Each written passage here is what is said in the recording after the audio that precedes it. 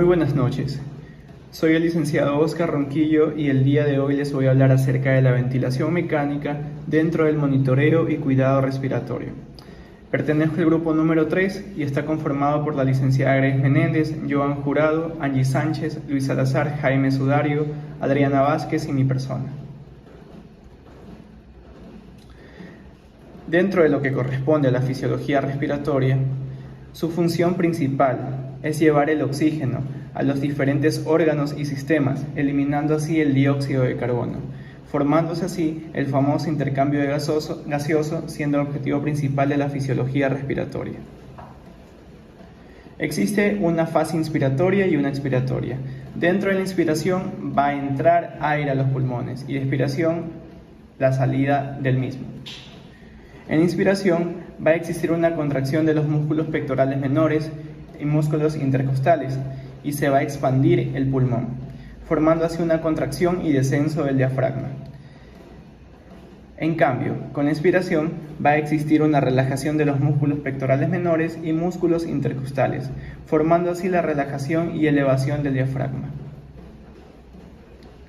Dentro de lo que corresponde a un ciclo respiratorio espontáneo, podemos apreciar que se van a encontrar diferentes modalidades de respiración. Ventilación espontánea fisiológica, donde va a existir la entrada y salida de aire a los pulmones, como podemos observar en el gráfico, que en la primera curva se forma ya lo que es la inspiración, formando un pico o meseta en donde va descendiendo la exhalación.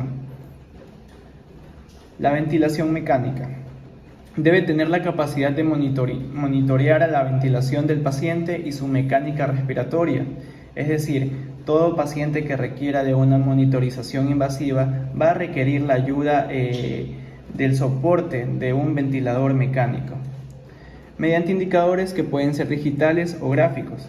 Asimismo, deben avisar al operador, es decir, aquí interviene también la parte operativa de mantenimiento, donde vamos a requerir en muchas de las veces su asistencia o a su vez el mantenimiento respectivo que se le debe brindar a estos equipos, debido a que tienen un sistema de alarma audiovisual que se ha presentado en alguna condición diferente de la esperada o la deseada.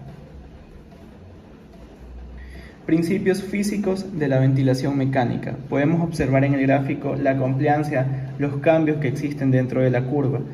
La disminución de la complianza, en la línea media se encuentra una curva normal y en la tercera línea, en la tercera curva, un aumento debido a la presión. Las causas que aumentan la resistencia en la vía aérea y de la disminución de la compliance respiratoria se debe a causas de aumento de la resistencia, broncoespasmo, asma, una enfermedad pulmonar obstructiva crónica, obstrucción de la luz, presencia de secreciones en el tracto respiratorio, tumor, enfisema pulmonar. El paciente pueda que tenga un pulmón pequeño, que esté edematizado, que tenga un síndrome de distrés respiratorio agudo, que esté fibrótico, que presente atelectasia, que presente una compresión pulmonar, un contenido pleural. Es decir, muchas de las veces estos pacientes también están conectados a una máquina, a una bomba de succión debido a su compresión pulmonar o debido a alguna incisión quirúrgica que puede presentar el paciente. ¿Cuál es el esquema general de un ventilador? ¿Cómo viene listo ya el ventilador o a su vez cómo debemos programarlo? ¿O qué paneles o qué sistemas tiene? Tiene un panel de programación en el que se establece el tratamiento de la ventilación y oxigenación que requiere y definen las alarmas que informarán al personal médico en la enfermería y de terapia respiratoria los cambios que puedan ofrecer los parámetros establecidos. El sistema electrónico es un conjunto de procesadores electrónicos que permiten la memorización, conversión analógica y digital, la vigilancia y control de todas las funciones disponibles. El sistema neumático, el conjunto de elementos que permiten la mezcla de aire y oxígeno, el control de flujo durante la inspiración y la expiración, administrando así volúmenes de aire, midiendo presiones de modo y control. El sistema de suministro eléctrico, ya sea interno a una batería recargable o a una conexión de fuente externa. Ideal también el conectar a un estabilizador de voltaje para evitar sobrecargas. Sistema de suministro de gases es el aire, el oxígeno y en algunos modelos actuales óxido nítrico y otros gases medicinales. El circuito del paciente es el que va a ir conectado, valga la redundancia, al paciente con el equipo. Todos los ventiladores mecánicos invasivos contarán con 2 ramas unidas por una pieza en Y y una rama inspiratoria que sale del equipo y llega hacia el paciente, formando una rama inspiratoria que va del paciente hacia la válvula expiratoria. El circuito del paciente. Aquí el aire y el oxígeno que entran al respirador gracias a un sistema neumático externo. En ese lugar se encuentra un regulador o manómetro de presión que permite disminuir la presión de oxígeno de estos y mantener una constante vital. Cuenta con una válvula de seguridad que permite disminuir la presión y en el caso de apagarse el respirador asegura la entrada de aire ambiente. Una válvula unidireccional impedirá que el aire exhalado pase al mismo circuito inspiratorio. Cuando termina la inspiración, se dice que el respirador ha ciclado, entonces se abre la válvula expiratoria, los gases pasan por un filtro, un sensor de flujo, el que mide el volumen de gas exhalado. A medida que el gas va saliendo, la presión disminuye, y si se ha programado la PIP, el ventilador cerrará la válvula exhalatoria cuando lleguen a un nivel definido. Dentro de la programación del ventilador mecánico es imprescindible efectuar una preparación previa al uso del ventilador, por lo que debemos realizar ciertas comprobaciones antes de conectar al paciente, porque muchas de las veces puede que el personal, debido al apuro o a la presencia de la complicación del paciente, pueda que no se programen bien los modos, el flujo o el tiempo inspiratorio, como programar la FiO2, la frecuencia respiratoria, el volumen tidal o volumen de aire corriente y el patrón de la onda de flujo. Existen diferentes modos ventilatorios: el modo por volumen, modo por presión. Podemos observar en la gráfica el modo volumen, en donde en la primera curva va a existir una insuflación, formándose el pico en la curva media de la gráfica, en donde se va a producir el fin de la inspiración, cayendo así la curva, formando una deflación que sería la expiración. El modo ventilatorio por presión seleccionada, que se debe de alcanzar y mantener durante el tiempo prefijado durante una variable independiente. El volumen es incierto, ya que varía dependiente y depende de resistencia de vía aérea y de distensibilidad total del sistema respiratorio. Podemos observar en la gráfica cómo, para mantener la presión constante durante la inspiración, el flujo disminuye, la curva va descendiendo durante este flujo decelerante hasta llegar a 1 grado cero. Modos ventilatorios: ventilación controlada por volumen.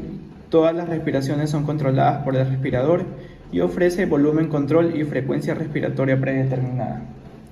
Ventilación asistida controlada. Las respiraciones se entregan según lo programado tanto en volumen control, flujo pico y forma de la onda, así como la frecuencia respiratoria base. La ventilación mandatoria intermitente sincronizada combina la respiración de la máquina y espontánea del paciente.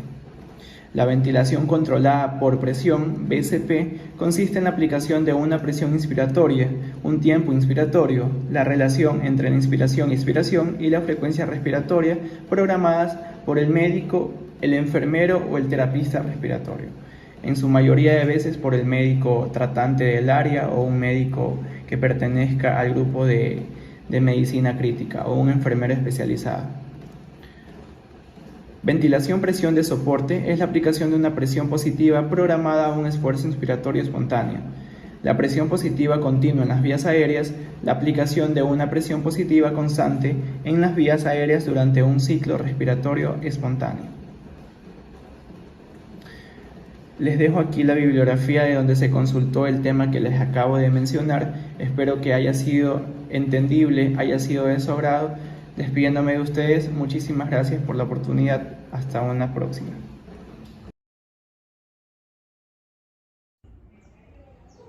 Bueno, por consiguiente tenemos lo que es la ventilación mecánica no invasiva, también conocida como VNI. Esta no es más que un procedimiento de ventilación artificial en la cual no necesariamente usamos lo que es un implemento, ya sea este tubo endotraqueal o una cánula de traqueostomía, para que exista una relación o conexión entre paciente respirador o ventilador paciente, sino que también lo podemos hacer a través de una máscara, ya sea esta facial o nasal, también a través de un sistema de casco. Este método ha sido demostrado que puede ser más seguro y eficaz en poblaciones seleccionadas para el tratamiento de la insuficiencia respiratoria aguda, específicamente en la que cura sus demandas y o necesidades. Como lo había mencionado, en cuanto a los elementos que se necesitan para llevar a cabo la ventilación mecánica no invasiva, pues el éxito de esta va a depender en gran medida del elemento que se use, o sea, de la interfaz que se use para producir lo que es la interacción o relación entre el paciente respirador. Estas pueden ser las máscaras nasales, buconasales o el sistema de Helmer. Veremos a continuación cada uno. Las máscaras nasales son útiles cuando se precisa la ventilación las 24 horas del día. Únicamente van a cubrir lo que es la nariz. Por esto, el paciente puede hablar e ingerir alimentos y pues obviamente si no interpone, o sea, si no ofende la parte oral, obviamente va a tener mejor y mayor adaptación que otras máscaras. En cuanto a las máscaras buconasales, nos referimos a que cubre la parte de la nariz y boca. Así va a permitir a que el paciente reciba mayor flujo de gas por ambas vías naturales, con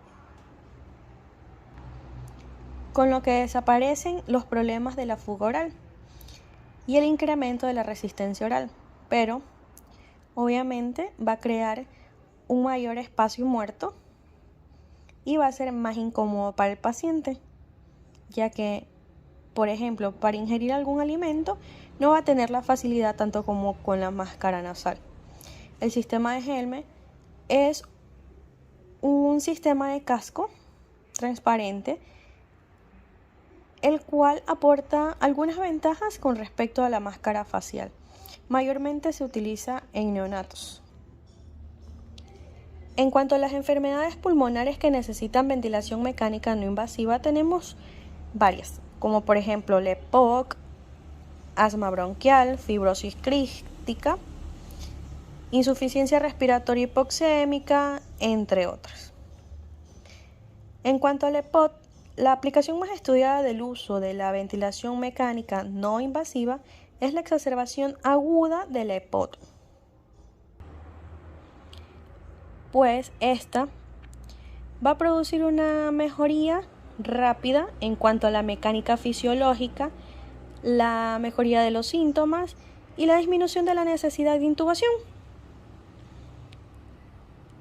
Por otra parte, el asma bronquial, según estudios científicos, pues se ha evidenciado que el uso de la VNI en pacientes con asma severa no es concluyente. Asimismo, en la fibrosis quística hay reportes anecdóticos de efectos beneficiosos de la VNI en casos aislados de exacerbaciones agudas de la fibrosis quística. En cuanto a la insuficiencia respiratoria hipoxémica, incluye a un grupo de pacientes con insuficiencia respiratoria no debida EPOC, que se caracteriza por hipoxemia severa, relación de la PO2 dividido para la E1, la FiO2 igual a 200 y dificultad respiratoria severa, frecuencia respiratoria mayor a 35 respiraciones por minuto. Edema pulmonar cardiogénico. La aplicación de presión positiva en la vía aérea incrementa la presión intratorácica. Esto disminuye la precarga por disminución del retorno venoso y disminuye la poscarga por aumento del gradiente de presión entre el ventrículo izquierdo y la arteria extratorácica. En cuanto al caso de pacientes inmunodeprimidos, la capacidad de la ventilación mecánica no invasiva para evitar la intubación y disminuir el riesgo de infecciones nosocomiales es particularmente relevante cuando se aplica en pacientes inmunodeprimidos.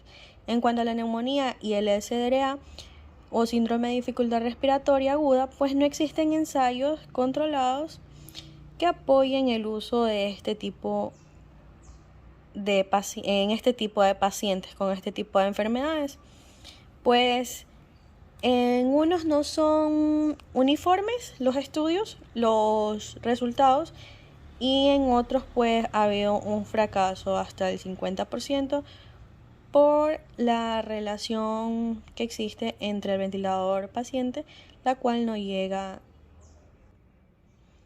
en su totalidad bajo los requerimientos del paciente. La BNI se ha utilizado para facilitar la extubación temprana en pacientes que tienen poco tiempo de ventilación y no cumplen los criterios para esto. Muchas gracias.